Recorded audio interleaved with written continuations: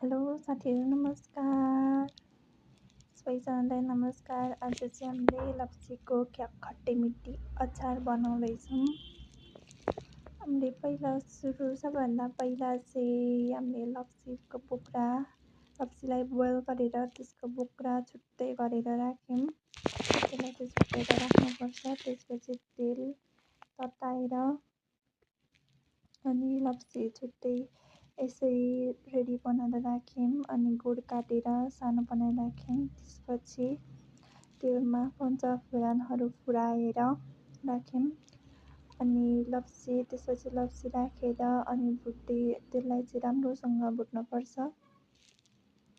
यो चाहिँ लप्सीको अचार चाहिँ एकदम टेस्टी, अमिलो पिरो टाइपको एकदम टेस्टी बन्छ। त्यसपछि यसमा चाहिँ बेसार राख्यौँ। सुरुमा भुट्दाखेरि सुरुमा बेसार राख्यौँ। त्यसपछि नुन राख्नुपर्दछ, स्वाद अनुसार नुन राख्नुपर्दछ।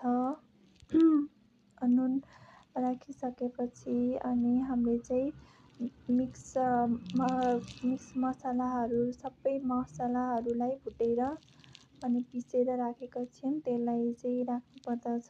यसले चाहिँ अचारलाई एकदम टेस्टी बनाउँछ। जुन अचारमा पनि यसरी मसला भुटेर राख्दाखेरि मसलाको स्वाद फरकै हुन्छ, एकदम फरकै हुन्छ त्यसको स्वाद। हामीले चाहिँ त्यो अघि छुट्याएको लप्सीको बोक्रालाई नि त्यसैमा एड गऱ्यौँ, किनकि त्यो बोक्रा चाहिँ फाल्न हुँदैन। त्यसमा चाहिँ भिटामिनहरू हुन्छ, त्यसैले फाल्न हुँदैन। हामीले त्यो बोक्रा राखेपछि अनि त्यसमा धुलो खुर्सानी राख्यो अनि सक्खर एड गऱ्यौँ। त्यसमा सक्खर एड गरेर अनि राम्रोसँग चलाउने। सक्खर चिनी पनि हाल्नुहुन्छ, तर मैले चाहिँ चिनी हालिनँ, मैले चाहिँ सक्खर हालेँ।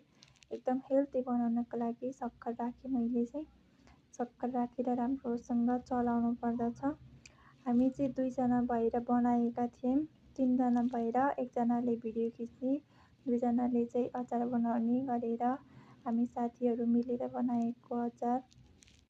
यसलाई चाहिँ अब सक्खरलाई पग्लिनको लागि चाहिँ केही बेरसम्म छोपेर राख्दाखेरि चाहिँ भित्रैसम्म पुगोस् भनेर छोपेर राख्नुपर्दछ।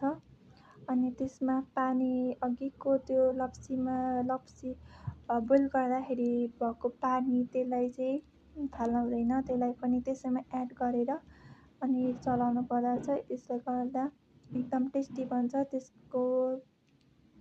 त्यसको टेस्ट छुट्टै हुन्छ, एकदम